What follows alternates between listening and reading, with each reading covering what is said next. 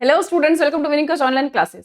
आज हम लोग जो हमारे इकोनॉमिक्स क्लास 12th है उसके ज्यादा से ज्यादा असर्शन रीजन के क्वेश्चन सॉल्व करेंगे, क्योंकि बहुत टाइम से बच्चों कमेंट्स आ रहे थे कि मैम जो असर्शन रीजन है उसमें हमें ज्यादा दिक्कत आती है। तो मैंने बहुत सारे असर्शन रीजन के क्वेश्चन उठाए हैं इकोनॉमिक्स के। साथ ही साथ आपको पता है इकोनॉमिक्स का पैटर्न आपने एग्जाम का देखा होगा, तो उसमें स्टेटमेंट करके स्टेटमेंट 1 और स्टेटमेंट 2 दो दे रखे होते, उसके बाद फिर 4 ऑप्शंस होते। तो उस टाइप के क्वेश्चंस को और असर्शन रीजन वो मैंने ज्यादा यहाँ पे कोशिश किया कि आप लोगों को सामने क्वेश्चन को लाया जाए। तो चलिए पहला ही क्वेश्चन में स्टार्ट होता है कि पहला दे रखा है एसर्शन। कि मैंने क्या बताया था, जब भी हमें एसर्शन रीजनिंग का क्वेश्चन सॉल्व करना होगा तो सिंपल हमें क्या देखना है कि दोनों ही जो भी सेंटेंस है उसे एक इंडिपेंडेंट सेंटेंस के रूप में देखना है। कि पहले देखना है कि क्या ये जो सेंटेंस है वो सही है ही नहीं, पहले दोनों को देख लो। अगर दोनों ही सही है तो फिर उनमें रिलेशन होगा तो फर्स्ट होगा। सही दोनों है बट रिलेशन कुछ नहीं बनना तो सेकंड होगा। गलत और सही तो फिर थर्ड फोर्थ में से हमें ऑप्शन देखना पड़ेगा। तो चलिए स्टार्ट करते हैं। सबसे पहला है assertion कि the 1991 reform released the vitality of the Indian business person। तो बिल्कुल सही है कि जो 1991 के बाद रिफॉर्म्स के बाद बहुत सारे जो एक वाइटलिटी आ गया था इंडियन में, तरह तरह के जो डिफरेंट डिफरेंट टाइप के बिजनेसमैन के पास अपॉर्चुनिटीज आ गई थी। तो ये रिफॉर्म जो है बहुत ज्यादा इंपॉर्टेंट था इंडियन इकोनॉमी के पॉइंट ऑफ व्यू से बात करें। अब देखो दूसरा सेंटेंस, ये इंडिपेंडेंट हम सेंटेंस पर है, बिल्कुल सही है। अब उसके हम दूसरा सेंटेंस पर है डोंट देख। इसमें हम क्या करेंगे कि हम रीजन के रूप में नहीं देखेंगे, सिर्फ और सिर्फ हम क्या देखेंगे, स्टेटमेंट के रूप में देखेंगे इसको। कह रहा था reform agenda establish a paradigm shift and define the broad outlines of the economic policy making for years to come. कि ये जो रिफॉर्म एजेंडा है बहुत टाइम से बेसिकली एक ब्रॉड आउटलाइन की बात की गई है, बड़े लेवल पे सोचा गया है और उसके बाद ये जो पॉलिसीज है उसको बनाया गया है। तो बिल्कुल सही है कि दोनों ही जो स्टेटमेंट है वो अपने आप में तो करेक्ट है, लेकिन क्या इनमें कोई करेक्शन बनता है? बिल्कुल बनता है, क्योंकि रिफॉर्म्स के बाद जो 1991 के रिफॉर्म्स के कारण ही जो एक मतलब एक इकोनॉमिक पॉलिसी में चेंजेस आए थे, जो बहुत टाइम तक उसका इम्पैक्ट देश में देखने को मिला था। तो यहाँ पे जो है आपकी जो स्टेटमेंट है वो दोनों ही करेक्ट है और साथ ही साथ में क्या है, रिलेशन भी है। तो आपका जो फर्स्ट ऑप्शन है बोथ द असर्शन और reason true and reason is the correct explanation of assertion. तो इनके क्योंकि जो रिफॉर्म्स के बाद की बात हो रही है, तो ये इसमें देखना है क्या कि देखो रिफॉर्म्स हुए तभी ये सिचुएशन आई, यानी कि अगर ये नहीं होता तो शायद ये ना होता, ये इसी के कारण ये हुए, कुछ इस तरह के कनेक्शंस दिखे तो इसका मतलब है कि फर्स्ट ऑप्शन होगा। लेकिन दोनों करेक्ट है बट इंडिपेंडेंट है, आपस में कोई कनेक्शन नहीं है, तो सेकंड होगा। ठीक है न, जैसे कि सेकंड क्वेश्चन हमें देखते हैं कि असर्शन क्या कह रहा है कि इंडिया प्री 1990 की जो इकोनॉमिक स्ट्रेटेजी थी, यानी कि 1990 से पहले की जो स्ट्रेटेजी थी इंडिया की, वो कह रहा है जिसमें the vast network control and permit the dominated the economic system. Economic system में काफी डोमिनेट था उसका, तो बिल्कुल भी नहीं, ऐसा बिल्कुल भी नहीं था। तो जो असर्शन है वो तो बिल्कुल गलत है। अब दूसरा स्टेटमेंट देखते हैं कि 1991 का जो रिफॉर्म है unleash the energy of the Indian entrepreneur, यानी कि इंडियन जो बिजनेसमैन है उनको एक बहुत ज्यादा चॉइसेस मिला कंज्यूमर को, जिसमें आपको पता है पहले जो मार्केट था वो प्रोड्यूसर के हिसाब से चलता था, लेकिन 1990 रिफॉर्म के बाद कंज्यूमर मार्केट में होगा, जैसा कंज्यूमर किंग पिन मार्केट का बन गया, वो जैसा चाहेगा वैसे उसको गुड्स मिलेंगे, बहुत ज्यादा चॉइसेस आ गए उसके पास। And change the face of the Indian economy, वहीं से कहीं ना कहीं इंडियन इकोनॉमी का जो पूरा फेस था, पूरा जो एक टर्निंग पॉइंट हम इंडियन इकोनॉमी के लिए कह सकते हैं। तो दूसरा जो स्टेटमेंट है वो तो बिल्कुल सही है, लेकिन जो ऊपर का स्टेटमेंट है वो बिल्कुल भी सही नहीं है। तो इसमें क्या होगा, हमारा जो ऑप्शन की असर्शन तो फॉल्स है, लेकिन रीजन जो है वो बिल्कुल ट्रू है। तो क्या हम देखते हैं इसमें कौन सा ऑप्शन है कि assertion true but reason false. तो दिख गया कि जो फोर्थ है वो इसका डी वो करेक्ट इसका बनता है। नेक्स्ट असर्शन कह रहा है कि if the received and payments on the current account, ध्यान से देखना कि रिसीव्ड और करंट अकाउंट दोनों इक्वल होंगे, ठीक है, तो कह रहा है it depicts a situation of current account surplus. तो भैया सरप्लस कैसे हो सकता है, अगर दोनों इक्वल होंगे तो बैलेंस होगा ना, सरप्लस तो नहीं हो सकता, यानी कि स्टेटमेंट तो बिल्कुल गलत है। अब दूसरे स्टेज में देखते हैं, क्या रहा है surplus current account means, surplus current account का मतलब क्या होता है कि nation is landed to the other countries, कि दूसरे कंट्रीज को हमने ज्यादा पैसा दिया, लैंड देने को उधार दिया है। और अगर हमारा डेफिशिएट करंट अकाउंट है मींस कि हमने क्या करा, नेशन ने उधार लिया दूसरे देश से। तो बिल्कुल सही कि सरप्लस मतलब हमने उधार दिया है, डेफिशिएट मतलब हमने उधार लिया है। तो जो सेकंड स्टेटमेंट है वो बिल्कुल करेक्ट, लेकिन जो फर्स्ट स्टेटमेंट है वो गलत है, यानी कि असर्शन हमारा फॉल्स है और जो रीजन है वो ट्रू है। तो यानी कि वही हमारा डी ऑप्शन हो जाएगा, इसमें कह रहा है assertion is false but reason is true. तो इसमें हमारा जो ऑप्शन हो जाएगा वो ही थर्ड का हो जाएगा, यानी कि जो हमारा सी ऊपर था वही हो जाएगा, इसमें assertion is false but reason is true. Next में आते हैं कि यहाँ पे फोर्थ कह रहा है कि demand deposits are considered as a convenient mode of payment for execution of even the high value of transaction. देखो डिमांड डिपॉजिट क्या होते हैं, हम इसके बारे में बात कर चुके हैं। ये डिमांड डिपॉजिट में क्या क्या चीजें आती है, जब हमने मनी चैप्टर करा था उसमें बहुत अच्छे से डिटेल में बताया था। तो कह रहे डिमांड डिपॉजिट जो है कन्वीनियंट मोड ऑफ पेमेंट है for even the high value of transaction. अगर बड़ी बड़ी ट्रांजेक्शन भी करनी है तो भी क्या है, ये इसमें कन्वीनियंट होता है। तो आपको क्या लग रहा है कि सही लग रहा है? बिल्कुल, ये तो स्टेटमेंट इंडिपेंडेंटली सही है। अब दूसरा कह रहा है कि जो demand deposit non withdrawal in nature, कि हम इसको विड्रॉ नहीं कर सकते and can not be withdraw against issue of cheque, cheque के द्वारा विड्रॉ नहीं कर सकते और इसी तरह के सिमिलर इंस्ट्रूमेंट भी हम नहीं कर सकते। तो ये तो गलत है कि कभी भी डिमांड डिपॉजिट जो है विड्रॉल नॉन विड्रॉल तो हम उसको बोल ही नहीं सकते। तो इसमें क्या है कि ध्यान से देखना कि जो एसर्शन है वो ट्रू है बट रीजन जो है वो फॉल्स है। तो अब यहाँ पे देखते हैं कि ऐसा कौन सा ऑप्शन दे रखा है कि एसर्शन जो ऊपर वाला है वो ट्रू है और रीजन फॉल है, वो हमारा क्या बन जाता है, सी। तो सिंपल आपको एक एक स्टेटमेंट देखनी है और आप चार ऑप्शन, जो यही हमेशा चार ऑप्शन होते हैं, उसके हिसाब से आपको आंसर देना है।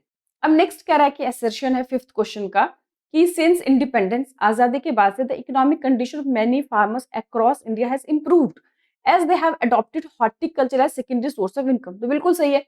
हॉर्टिकल्चर में क्या होता है, फ्रूट्स वेजिटेबल्स को ग्रो करते हैं। तो बहुत सारे जो फार्मर्स थे जो पहले केवल और केवल एग्रीकल्चर पे डिपेंडेंट थे, तो अब उन्होंने हॉर्टिकल्चर को भी एज अल्टरनेट सोर्स देखा और उससे उनकी लाइफस्टाइल इंप्रूव हुई है क्योंकि सोर्स ऑफ इनकम बढ़ा है, पूरे साल भर उनको काम मिलता है, फूड बेस्ड डिमांड बहुत ज्यादा है।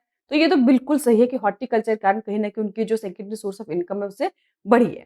तो ये स्टेटमेंट इंडिपेंडेंटली बिल्कुल करेक्ट है। अब हम दूसरे स्टेटमेंट पे आते हैं। कह रहा है varying climate and soil condition, अलग अलग टाइप के हमारे इंडिया के अंदर जो क्लाइमेट है, कहीं पे सर्दी, कहीं पे गर्मी, कहीं पे बरसात एंड अलग अलग soil condition have gain given India an added advantage to the producer of diverse horticulture crop. ये जो इंडिया की जो डिफरेंट डिफरेंट डाइवर्स क्लाइमेट है, कंडीशंस है, जिसके कारण ये जो हॉर्टिकल्चर है वो ज्यादा मतलब सक्सेसफुल हो पाए। तो ये भी बिल्कुल सही है। आपने देखा है कि भारत एक ऐसा देश है जहाँ पे एक ही टाइम में आपको अलग अलग मौसम मिल जाते हैं, क्लाइमेट मिल जाते हैं, अलग अलग जगह पर अलग अलग सॉइल है। तो ये दोनों ही स्टेटमेंट बिल्कुल सही है। अब देखते हैं क्या इनमें आपस में कनेक्शन बनता है। कि कहा गया है कि आजादी के बाद से जो इंडिया है वो सेकेंडरी सोर्स ऑफ इनकम में इंप्रूव हुआ है हॉर्टिकल्चर के कारण, क्योंकि इंडिया के जो क्लाइमेट सॉइल अलग अलग जो कंडीशंस है जिसके कारण ये सफल हो पाया। तो आपस में कनेक्शन लग रहा है ना। ऊपर भी हॉर्टिकल्चर के बारे में उसी को थोड़ा नीचे एक्सप्लेन किया गया कि हम क्यों कर पाए, क्योंकि हमारे पास ये पोजीशन है। तो यानी कि ऊपर और नीचे आपस में कुछ कनेक्शन स्टेटमेंट दिख रहा है, बिल्कुल दिख रहा है। तो इस तरह के कनेक्शन दिखेंगी तो आपका क्या हो जाएगा, फर्स्ट यानी कि एसर्शन रीजन दोनों सही है और जो एसर्शन है, जो रीजन है वो ऊपर वाले को एक्सप्लेन कर रहा है। आई होप धीरे धीरे आप लोगों के जो डाउट्स हैं वो भी क्लियर हो जाएंगे। एसर्शन रीजन में भी आप लोग मास्टर बन जाएंगे, जैसे आप लोग एमसीक्यू ऑलमोस्ट सारे बच्चे अच्छा एमसीक्यू कर पा रहे। नेक्स्ट है सिक्स। देखिए बहुत सारे एसर्शन रीजन को मैंने क्वेश्चंस में लिए।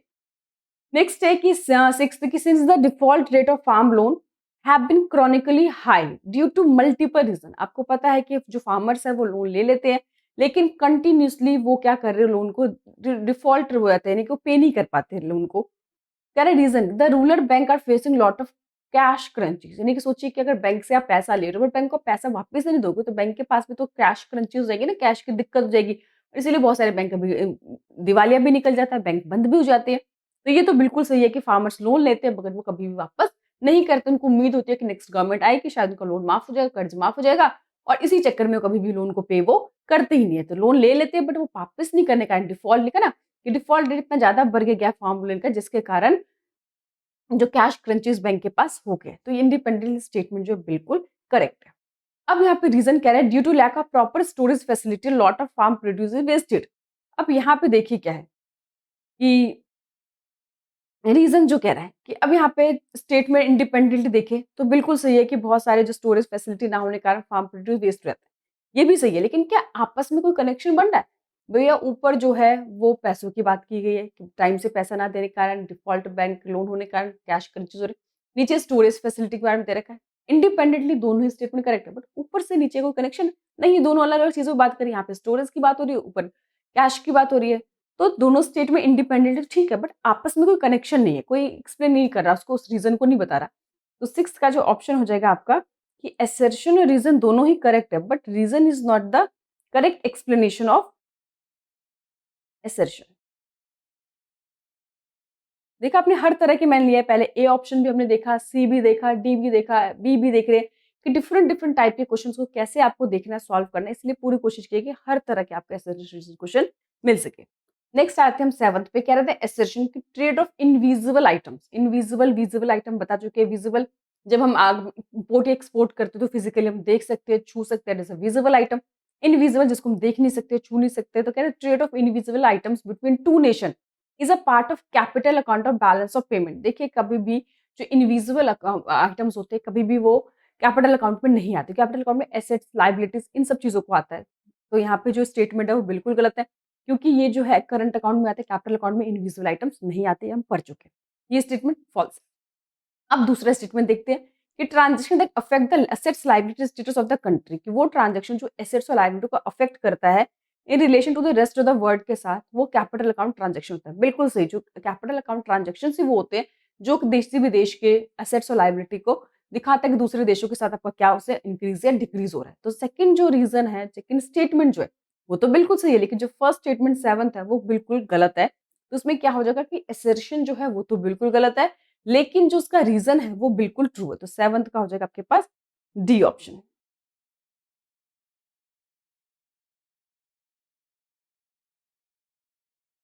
चलिए नेक्स्ट में आते हैं। फिर नेक्स्ट कह रहा है कि the goal of equitable distribution of land. देखिए इक्विटेबल और इक्वल मैं आपको पहले ही बता चुकी हूँ। इक्विटेबल का मतलब होता है जिसकी जितनी हैसियत है, जिसकी जितनी कैपेबिलिटी उसके हिसाब से दे देना। ठीक है, लेकिन इक्वल का मतलब होता है सबको बाँट देना। तो कह रहे थे गोल ऑफ इक्विटेबल डिस्ट्रीब्यूशन, मैंने कहा था इक्विटेबल हमारा एम होता है, इक्वल कभी भी हमारा एम नहीं होता। यार the goal of equality equitable distribution of land was fully served by the abolition of intermediates in the post independence India. ये आज़ादी के बाद जो है हम लोगों ने एक बनाया था कि जितने भी इंटरमीडिएट्स है उसको खत्म कर दिया है, जिससे क्या होगा कि जो इक्विटेबल डिस्ट्रीब्यूशन है, क्या वो टारगेट हमारा अचीव हो गया था? बिल्कुल नहीं अचीव हुआ था। आज भी हमारे देश में उसी के लिए स्ट्रगल है। तो ये तो बिल्कुल ही है, सरकार ने प्लान्स बनाए, पॉलिसी बनाई, बट वो 100% सक्सेसफुल नहीं हुआ। तो ये जो गोल है हमारे इक्विटेबल डिस्ट्रीब्यूशन का, वो फुल्ली कह रहा है पूरी तरह से सर्व हो गया जब हमने इंटरमीडिएट बीच में से हटा दिया आज़ादी के बाद। तो ये स्टेटमेंट तो बिल्कुल गलत है, ऐसा कुछ भी नहीं हुआ था 8th में।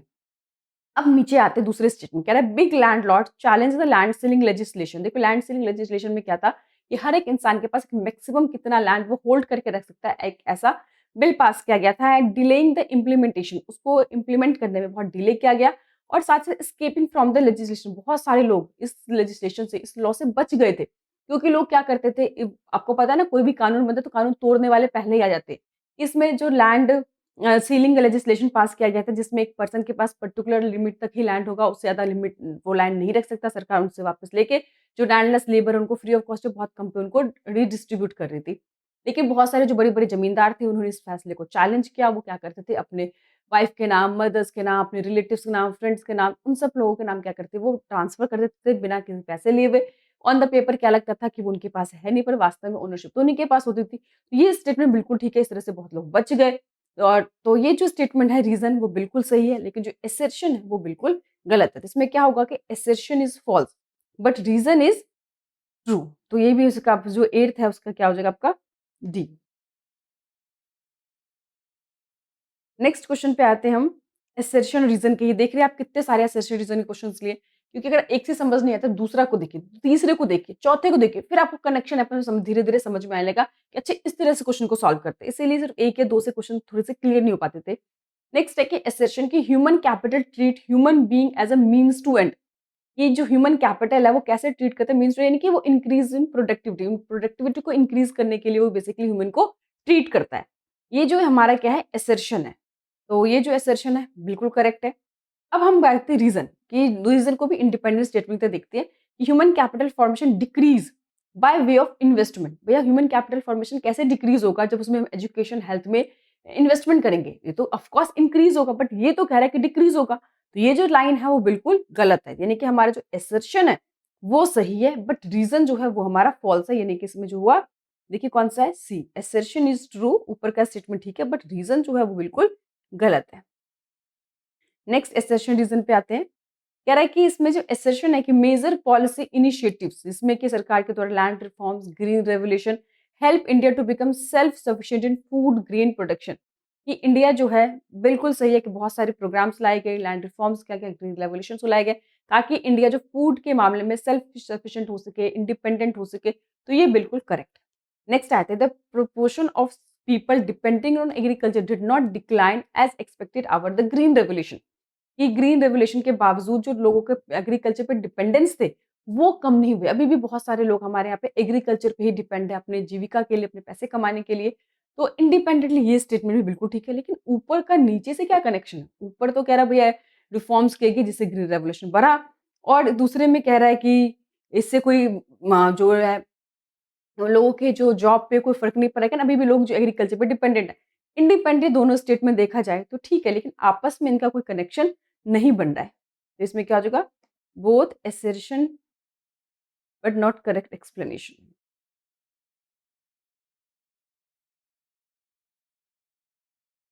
नेक्स्ट कह रहा है 11th की असर्शन कि acquisition of domestic company by foreign company. ध्यान से देखना कि डोमेस्टिक कंपनी यानी कि इंडियन कंपनी को फॉरेन कंपनी मैंने ऑस्ट्रेलिया बना दिया कि ऑस्ट्रेलियन कंपनी को उसने एक्वाइर कर लिया, एक्विजिशन मतलब ले लिया, मिला लिया है।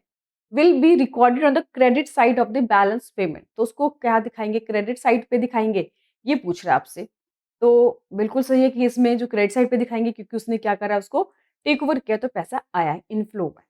दूसरा कह रहा है कि it lead to the outflow of foreign exchange from the domestic economy. भैया अगर आप कोई बाहरी कंपनी का ना, फॉरेन कंपनी ने हमारी इंडियन कंपनी को लिया तो हमारा पैसे कैसे आउटफ्लो होगा? हमारे पास तो पैसा आया है ना। तो ये lead to the outflow of foreign exchange from the domestic economy, domestic economy से पैसा जाएगा। तो ये जो स्टेटमेंट है वो बिल्कुल गलत है। तो जो 11th है उसका सी होगा, यानी असर्शन तो ट्रू है बट रीजन जो है वो उसका फॉल्स है। तो इसका जो ऑप्शन होगा वो सी हो जाएगा, assertion is true but reason is false. चलिए, तो अब यहाँ तक जो 11 हमने असर्शन और रीजन के क्वेश्चंस किए, आप लोगों को इससे और ज़्यादा क्लैरिटी मिली कि नहीं मिली? आप लोग मुझे कमेंट करके बताइएगा।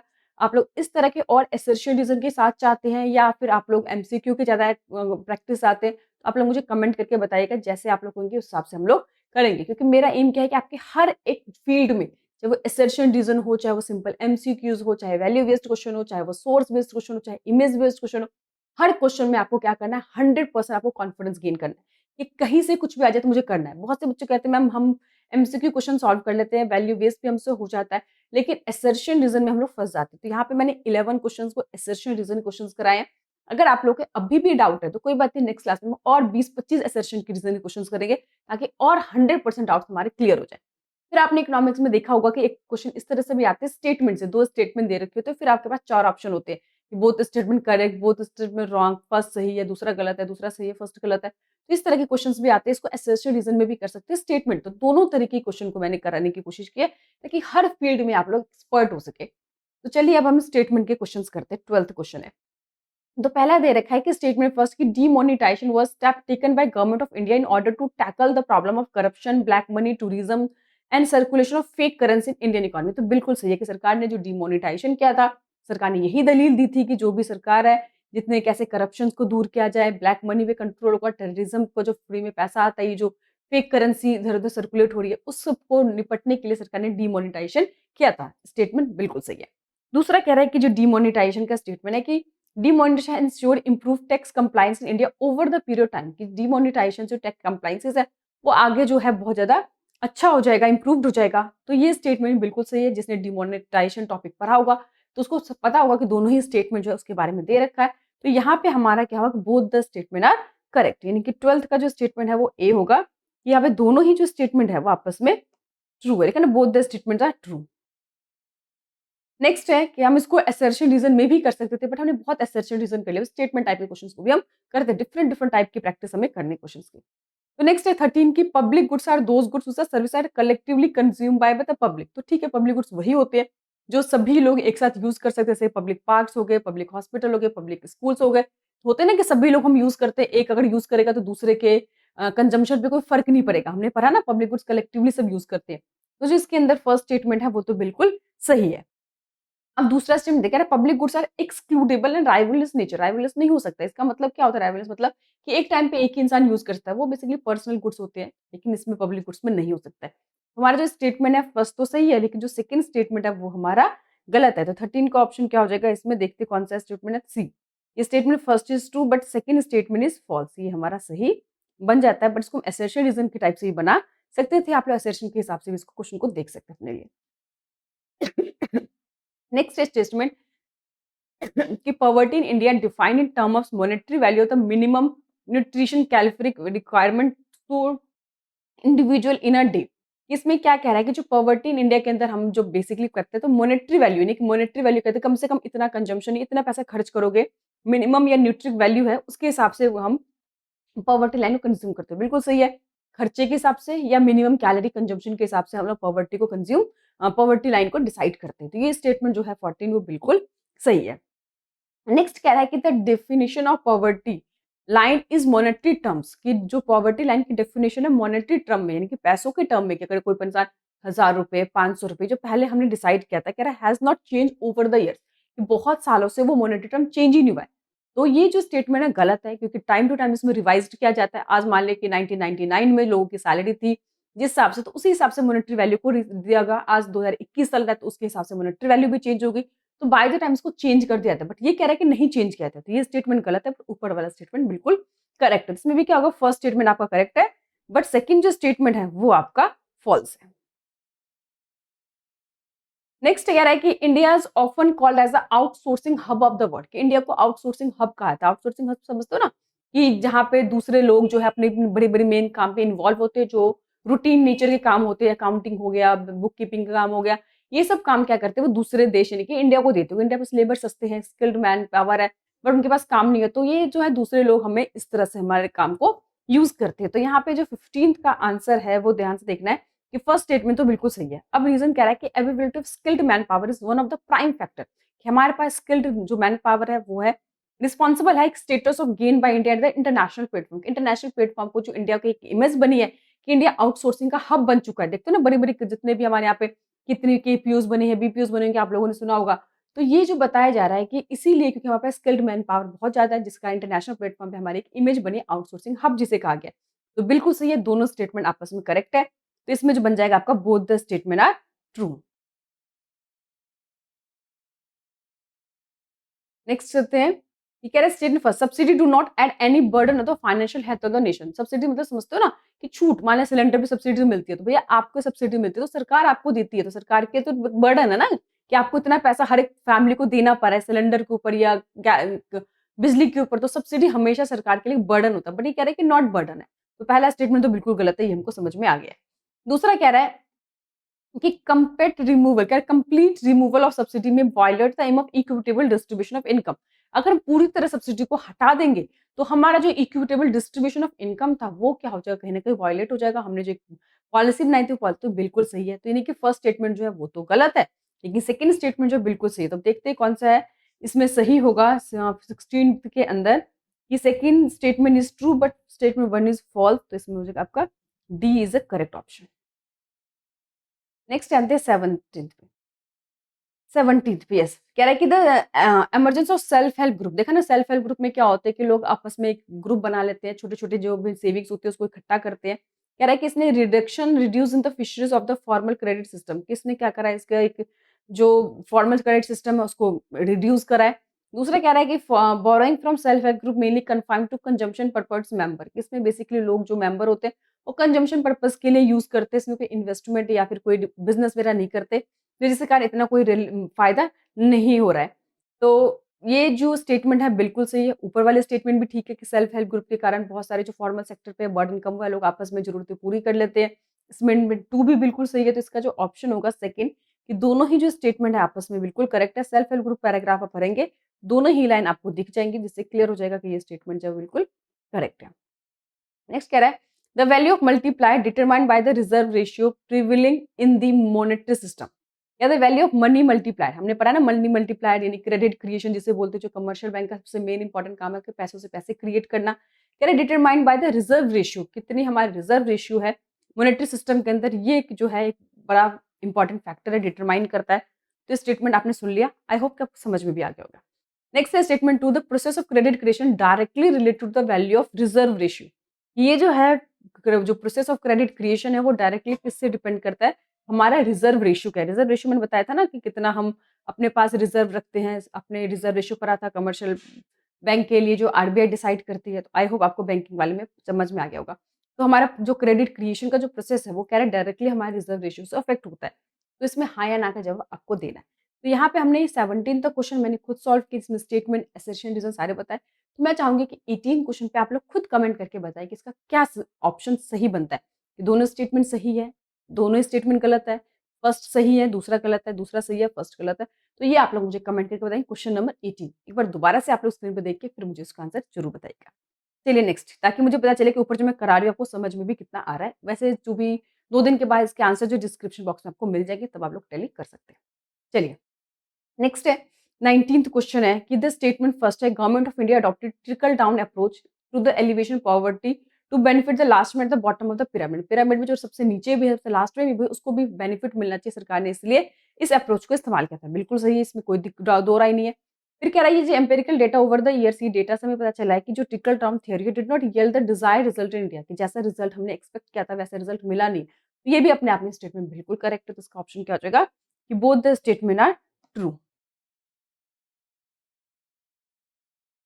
नेक्स्ट पे आते हैं, कह रहा है कि revenue and capital receipt are increasing but borrowing other liabilities reducing. Revenue और कैपिटल रिसिप्ट हमारा बढ़ रहा है, ध्यान से देखना, रेवेन्यू भी बढ़ रहा है और कैपिटल रिसिप्ट भी हमारा इंक्रीज हो रहा है, but borrowing other liability reducing, हमारी जो बोरोइंग है अदर लायबिलिटी रिड्यूस हो रही है। कैसा हो सकता है, सोचिए। दूसरा, grants and aid of creation of assets, ना grants and aids for creation of capital से डिक्रीज फ्रॉम 2019 से 21। तो दोनों आपके पास स्टेटमेंट दे रखा है, इसे बताना है कि दोनों स्टेटमेंट सही है, दोनों स्टेटमेंट गलत है, या एक सही है एक गलत है। ये क्वेश्चन भी आपको मुझे बताकर जल्दी से कमेंट बॉक्स में बताइए। चलिए अब हम लोग एमसीक्यू स्टेटमेंट वाइज क्वेश्चन कर चुके हैं। 2 क्वेश्चन आप लोगों को होमवर्क मिला है, ताकि समझ में आ जाए कि आखिर आप लोगों ने कितने डिटेल में पढ़ा है। अगर नहीं भी आती हो तो प्लीज़ आप लोग मुझे कमेंट करके बता दीजिएगा। किसी स्पेसिफिक चैप्टर में दिक्कत हो, गवर्नमेंट बजट हो गए, फॉरेन एक्सचेंज हो गए, मनी बैंकिंग है, जिस भी चैप्टर में आप लोगों को दिक्कत होगी पूरा चैप्टर फिर से हम रिवाइज करेंगे। एक और चीज़ चाहूँगी, देखो पॉलिटिकल साइंस हिस्ट्री की हमारे लोग की लाइव क्लासेस स्टार्ट हो चुकी है, हमारी एक बुक ऑलमोस्ट कंप्लीट भी हो चुकी है हिस्ट्री ऑफ पोल साइंस की। तो मैं चाहूँगी क्या किसी बच्चे को मैक्रो या इंडियन इकोनॉमिक्स में प्रॉब्लम होती है, बहुत सारे ऐसे स्टूडेंट जिनके पास ट्यूशंस नहीं है, अगर वो चाहते हैं कि लाइव हम लोग इंडियन इको या फिर मैक्रो में करें, क्योंकि बैंकिंग में मनी में बच्चों को दिक्कत आती है, थोड़ी बहुत न्यूमेरिकल्स भी है गवर्नमेंट बजट्स के अंदर, तो अगर आप बच्चा कोई चाहता है कि लाइव क्लासेस मिले तो आप लोग मुझे कमेंट कर सकते हैं। कोशिश होगी, क्योंकि अब टाइम हमारे पास ज़्यादा हो गया, हमारे पास लाइव क्लासेस के लिए भी टाइम बहुत हो गया, तो मैं कोशिश करूँगी कि जल्दी से जल्दी आप लोगों को ज़्यादातर जो हम माइक्रो में जो मैक्रो में उसमें दिक्कत होती है, तो मैक्रो इकोनॉमिक्स की या इंडियन इकोनॉमिक्स जो भी आप लोगों की दिक्कत होगी, हम उनकी लाइव क्लासेस लेके जो है न्यूमेरिकल्स है उनको हम सॉल्व कर सकते हैं। तो आप लोग मुझे कमेंट करके बता दीजिएगा, उसके हिसाब से लाइव सेशन हम लोग प्लान करेंगे। चलिए अब हम लोग सिंपल एमसीक्यूज़ पे आ गए। अभी तक हमने क्या किया था, असर्शन और रीज़निंग किया था, फिर हमने स्टेटमेंट्स किया था, 2 स्टेटमेंट दे रखे थे, 4 ऑप्शन दे रखे थे। अब सिंपल एमसीक्यू जो कि आप लोग का फेवरेट सेशन है, इसमें बच्चों को बहुत मज़ा आता है, बच्चे इसमें पूरी तरह से मास्टर बन चुके हैं, हर बच्चे को आंसर ऑलमोस्ट पता ही होता है। तो आप लोग का फेवरेट जो सेक्शन है वो स्टार्ट हो रहा है, सिंपल एमसीक्यू। चलिए, नेक्स्ट क्वेश्चन है आपका 21st है कि the first census data was collected British rule. British rule के अंदर फर्स्ट सेंसस डेटा जो है कब कलेक्ट किया गया था? 1891 के अंदर, 1881 के अंदर, 1950, 1850। 4 ऑप्शन दे रखे हैं। वो सब बच्चे को पता है, जिसने भी एक बार चैप्टर पढ़ लिया होगा कि इसका आंसर है बी 1881। नेक्स्ट क्वेश्चन है कि where the iron first iron and steel company established. सबसे पहली आयरन स्टील कंपनी कहाँ पे एस्टैब्लिश हुई थी? कोलकाता में, जमशेदपुर में, पटना में या रांची में? आंसर है बी जमशेदपुर। थोड़ा फास्ट फास्ट करेंगे, ऊपर हमने बहुत टाइम लगा लिया। नेक्स्ट क्वेश्चन है कि land ceiling is a policy of land reform. इसमें होता था क्या कि under which the dash size of agriculture land that can be held by land owner is fixed. किसमें एक मैक्सिमम लिमिट होती थी, मिनिमम लिमिट होती थी, एवरेज लिमिट होती थी या सारी लिमिट? तो इसके अंदर होती क्या थी, मैक्सिमम लिमिट होती थी। इससे ज्यादा किसी पर्सन के पास लैंड नहीं हो सकता, यानी कि हमारा ऑप्शन क्या हो गया, ए। नेक्स्ट है कि which of the following effect are associated with the PC Mahalanobis. हमने देखा था पीसी महालनोबिस का, यार he is known as architect of the Indian planning. बिल्कुल सही है, इसमें 20 कोई दो राय नहीं है। दूसरा कि उसने जनरल जो संख्या है उन्होंने बनाया था, बिल्कुल सही है। ही established the Indian statistics institute, ये भी सही है। तो इसके बारे में जो ऑल ऑफ दीज के सारे जो स्टेटमेंट है वो इनके बारे में बिल्कुल सही है, पीसी महालनोबिस के बारे में। नेक्स्ट है कि इन अगस्त 2005 में द पार्लियामेंट ने पास किया था एक न्यू एक्ट, जिसमें गारंटी वेजेस प्रोवाइड किया गया था कि हर एक हाउस होल्ड जो भी मतलब एडल्ट वॉलंटियर काम करना चाहता है अनस्किल्ड मैनुअल वर्क में, उसे पूरे 365 दिन में से 100 दिन की उसकी क्या होगी, उसे जॉब की गारंटी दी जाएगी। इस एक्ट को कहा क्या क्या कहा गया था? क्या इस एक्ट को नाम दिया गया था Mahatma Gandhi national rural employment guarantee, minimum wages act, minimum wages guarantee act, rural employment guarantee? तो इसका ऑप्शन है Mahatma Gandhi national rural employment act, जिसे मनरेगा के नाम से जानते हैं। और कांग्रेस सरकार इसी को हमेशा गिनाते रहते हैं कि ये काम उन्होंने बहुत ही ज़्यादा अच्छा किया था और अच्छा भी किया था। नेक्स्ट है विच of the following is prominent in the Indian economy, कि इंडियन इकोनॉमी के अंदर किस टाइप की जो पॉवर्टी है वो ज़्यादातर देखने को मिलता है। क्या रिलेटिव पॉवर्टी, एब्सोल्यूट पॉवर्टी, दोनों या कोई भी नहीं? तो भैया दोनों ही आंसर है। हमने बता दिया कि एब्सोल्यूट और रियल रिलेटिव पॉवर्टी क्या होती है। तो अगर आप मैं एक बार फिर से 2 मिनट में बता देती हूँ। देखिए एब्सोल्यूट का मतलब होता है जब इंसान एक्चुअल में ही गरीब होता है, उसकी बेसिक रिक्वायरमेंट्स पूरी नहीं होती, तो हम उसको एब्सोल्यूट पॉवर्टी कहते हैं। रिलेटिव में कंपैरिज़न में, जैसे कि मान लो मोहन है वो 40,000 कमा रहा है, सोहन 1 लाख रुपए कमा रहा है, तो उसके कंपैरेटिवली गरीब है। बेसिक चीज़ें तो उसकी फुलफिल हो रही है, but we when we compare to another person, तो वो गरीब। तो दोनों ही तरह की हमारे देश में पॉवर्टी पाई जाती है, इसमें कोई डाउट नहीं है।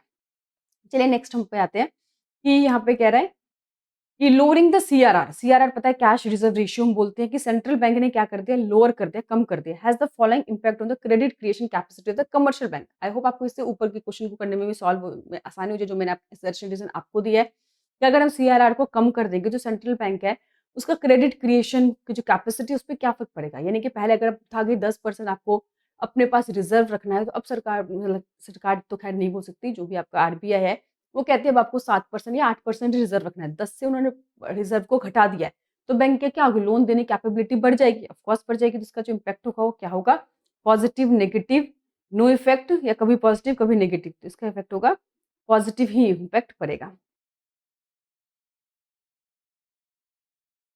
इसमें कई बार चलता नहीं है।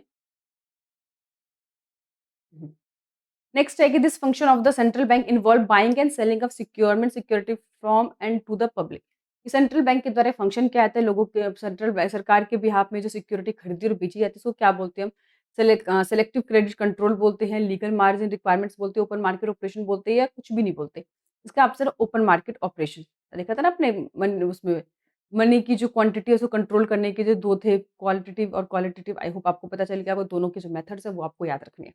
which of the following instrument can be used by central bank to control the money supply? कौन सा इंस्ट्रूमेंट सरकार यूज नहीं कर सकती, ध्यान रखना बच्चे पढ़ते यूज कर सकती है, यहाँ पे यूज नहीं कर सकती। तो ओपन मार्केट ऑपरेशन करती है सरकार, बैंक रेट वो भी करती है, मार्जिन रिक्वायरमेंट वो भी करती है। गवर्नमेंट जो स्पेंडिंग है वो वो जो है सेंट्रल बैंक के पास पावर नहीं होता, वो सरकार के हाथों में होती है, गवर्नमेंट्स का। आपने पढ़ा था ना फिस्कल पॉलिसी, मॉनेटरी पॉलिसी जो है वो आरबीआई के कंट्रोल में। जो फिस्कल पॉलिसी गवर्नमेंट स्पेंडिंग है वो सरकार के हाथों में होती है, तो वो जो है आरबीआई के अंडर में नहीं आती। नेक्स्ट है कि refer to the portion total deposit commercial bank which has to keep with himself in a form of liquid asset. जो भी कमर्शियल बैंक एक लिक्विड के रूप में अपने पास जो डिपॉजिट रखते हैं उसे क्या बोलती है। देखो दो तरह के डिपॉजिट होते हैं, मैंने बताया था। एक होता है आरबीआई के पास डिपॉजिट रखना होता है, और एक होता है अपने पास रखना होता है कि अपने कस्टमर की जो रिक्वायरमेंट्स है उसको फुलफिल कर सको कैश के फॉर्म में। तो उसे क्या बोलते हैं, क्या कैश रिजर्व रेशियो बोलते हैं, क्या एसएलआर स्टैट्यूटरी लिक्विडिटी रेशियो बोलते हैं, बैंक रेट बोलते हैं, रेपो रेट। अपने पास जो बैंक रखता है उसे क्या बोलते हैं, स्टैट्यूटरी लिक्विड रेशियो। कई बार इसका जो काम कर नहीं पाता वो। चलिए तो यहाँ पे जो आपका ऑप्शन है, नेक्स्ट क्वेश्चन है कि यहाँ से मिसेस अंजना एक इकोनॉमिक्स टीचर है, वो explaining the concept of minimum percentage of the total deposit keeped by the commercial with the central bank of the country. अब यहाँ पे देखो कौन सा रिजर्व होता है, कि हर एक कमर्शियल बैंक को जो सेंट्रल बैंक के पास एक पर्टिकुलर रिजर्व रखना पड़ता है एज पर द नॉर्म्स, और जो भी स्टेटस कंट्री के अंदर प्रिवेल है उसे हम क्या बोलते हैं, क्या उसे कैश रिजर्व रेशियो बोलते हैं, क्या उसे रेपो रेट बोलते हैं, क्या उसे हम बैंक रेट बोलते हैं, स्टैट्यूट। देखिए मैंने अभी बताया कि दो रिजर्व जो खुद के पास बैंक रखता है वो एसएलआर स्टैट्यूटरी लिक्विड रेशियो, जो लेकिन जो कमर्शियल बैंक जो सेंट्रल बैंक के पास रखता है हम उसे क्या बोलते हैं, सीआरआर, जिसका फुल फॉर्म क्या है, कैश रिजर्व रेशियो। नेक्स्ट यहाँ पे देखिए कि दो फ्रेंड है अमन और रोहन, डिस्कस कर रहे हैं फॉरेन एक्सचेंज रेट सिस्टम के बारे में। जैसे आप लोग भी बच्चे होते हो, आपस में बातचीत कर रहे होते हो, खैर पढ़ाई की आप लोग बातें कम करते हो, बट यहाँ पढ़ने वाले बच्चे ये पढ़ाई की बातें कर रहे हैं, ठीक है। यार under the system the exchange rate are determined by the market force of demand and supply. यहाँ पे जो मार्केट फोर्स है वो डिटरमाइन करेगी डिमांड एंड सप्लाई। व्हेन ऐसे मार्केट फोर्सेज का मतलब क्या है, डिमांड सप्लाई जहाँ पे इक्वेट करेगी वहीं पे फॉरेन एक्सचेंज में जो भी रेट है वो डिटरमाइन हो जाएगा। However, deliberate some efforts made by the contempt authority to keep the exchange rate within a specific range। कि जो अगर जरूरत पड़ेगी जो अथॉरिटी है उसको एक स्पेसिफिक रेंज में उसको रखने के लिए, यानी कि बहुत ज्यादा गिरने नहीं देगी, बहुत ज्यादा चढ़ने नहीं देगी, तो उसको एक स्पेसिफिक रेंज में रखने के लिए कोशिश करेगी। वैसे तो फ्री छोड़ा हुआ है, बट अगर एक रेंज से गिर जाता है तो उसको उठाएगी, या बहुत ज्यादा है तो उसको लेकर आएगी, तो एक स्पेसिफिक रेंज में रखने के लिए कोशिश करेगी। तो इस टाइप का ये जो अब स्टेटमेंट जो रोहन बता रहा है वो किस टाइप की एक्सचेंजेस की बात कर रहा है। क्या वो फिक्स की बात हो रहा है? फिक्स तो बिल्कुल नहीं, फिक्स तो सरकार को डिसाइड कहती है। फ्लोटिंग में तो कोई भी किसी तरह की इंटरवेंशन होती ही नहीं है। मैनेज फ्लोटिंग एक्सचेंज रेट या मैनेज फिक्स्ड एक्सचेंज रेट, ये मैनेज फ्लोटिंग हुआ। स्टार्टिंग में तो भई हमने पूरी तरह से छोड़ दिया है कि डिमांड सप्लाई करेगी, लेकिन ज़रूरत पड़ेगी तो इंटरवेंट भी कर सकते हैं, इसको मैनेज फ्लोटिंग कहते हैं। नेक्स्ट हम 33 पे आ रहे हैं, कह रहे हैं कि identify which of the following is not a function of RBI. इसमें से आरबीआई का कौन-सा फंक्शन नहीं है? Act as a banker to the government of India, बिल्कुल सही है, ये तो सब बैंक करती है। Custodian of gold reserve India, ये भी सही है। Act as a financial adviser to the government, ये भी सही है। Issue coins and 1 rupees note, जो कॉइन्स है 1 रुपीज़ का नोट है वो फाइन ये जो है वो नहीं करते हैं। तो आरबीआई जो है, आपको पता है जो करेंसी इश्यू करते हैं, कॉइन और 1 रुपए के नोट जो है वो जारी नहीं करते हैं। चलिए नेक्स्ट है कि ऑक्यूपेशनल स्ट्रक्चर रेफर टू, कि ऑक्यूपेशनल स्ट्रक्चर किसे कहते हैं? फर्स्ट चैप्टर का क्वेश्चन है कि size of labour force in a country की किस साइज के लेबर फोर्स हमारे कंट्री के अंदर, नंबर ऑफ पीपल कितने रहते हैं वो बताता है। Distribution work force among different sector, तो कौन बिल्कुल ये बताता है कि हमारे डिफरेंट डिफरेंट सेक्टर्स में कितने कितने वर्क फोर्स इन्वॉल्व है, कितने प्राइमरी सेक्टर में, कितने सेकेंडरी में, कितने टर्सरी में। ये हमारे क्या होते हैं? ऑक्यूपेशनल स्ट्रक्चर बताता है। इससे पता चलता है कि भैया हमारे देश की डेवलपमेंट हो रही है नहीं, क्योंकि देश में जैसे जैसे डेवलपमेंट होगी, आपको पता है ना, जैसे डेवलपमेंट होगी तो वहाँ पे जो लोग एग्रीकल्चर से निकलकर इंडस्ट्री और सर्विस सेक्टर में लोग शिफ्ट होंगे। तो ऑक्यूपेशनल स्ट्रक्चर हमें वर्कफोर्स डिस्ट्रीब्यूशन बताता है। कह रहा है before the advent of green revolution आने से पहले 1960 से पहले India was primarily dependent on dash for the supply of food grain. तो इंडिया कौन से देश पे फूड ग्रेन के लिए डिपेंडेंट थी? यूएसए पे, यूके पे, यूएसएसआर पे या मेक्सिको पे? इसका आंसर है यूएसए पे। इस पे डिपेंड थी यूएसए पे, और इसीलिए हमने डिसाइड किया था, हमें प्रॉब्लम भी होती थी, और जो यूएसए था कई बार हमारे ऊपर प्रेशर भी डालता था, हमें उसकी बात भी माननी पड़ती थी। इसलिए हमने डिसाइड किया था कि सबसे पहले हम क्या बनाएँगे, अपने आप को इंडिपेंडेंट बनाएँगे, कम से कम खाने के मामले में, ताकि अननेसेसरी का जो प्रेशर है दूसरे देशों का वो हमारा खत्म हो जाए। ये इम्पोर्टेंट क्वेश्चन है, इसको याद रख लीजिएगा। कह रहा है dash is not a reason for the poverty in India. Bharat में गरीबी का इसमें से कौन-सा रीज़न नहीं है? पॉपुलेशन एक्सप्लोजन, ये तो बिल्कुल सही है, इतनी तेज़ी से जनसंख्या बढ़ रही है, वो तो सबसे बड़ा रीज़न यहाँ पे आता है।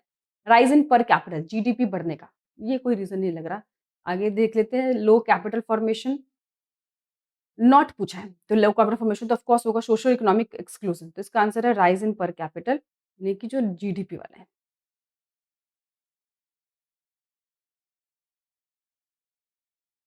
नेक्स्ट पे आते हैं 1737, National Bank of Agriculture and Rural Development NABARD was set up in 1982। Question ये भी पूछा था कब सेटअप किया, तो ये आपको बता दें कि 1982 में, as the dash body to coordinate the activity of all institution involve the rural financing sector. तो रूरल जितनी फाइनेंसिंग सेक्टर्स है उन सबका ही क्या है कि कोऑपरेटिव बॉडी है, एपेक्स बॉडी है, माइक्रो क्रेडिट है, प्राइवेट।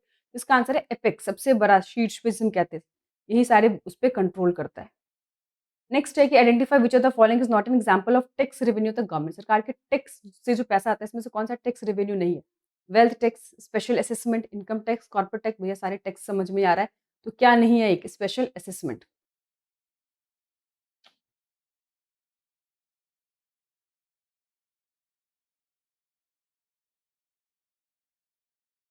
नेक्स्ट है कि इसमें identify the formula, correct formula बताना है फिस्कल डेफिसिट का।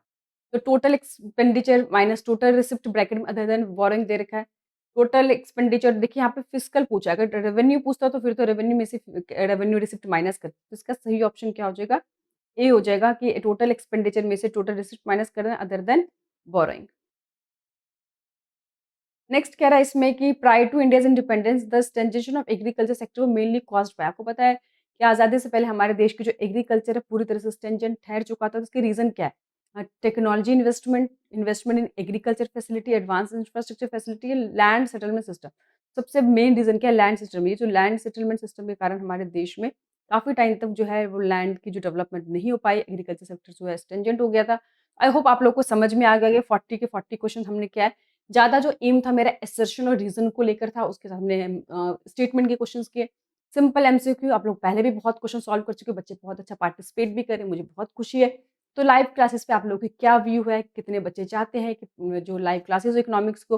अगर इकोनॉमिक्स की लाइव क्लासेस हो तो हम लोग इंडियन इकोनॉमिक डिस्कस करें या मैक्रो इकोनॉमिक डिस्कस करें?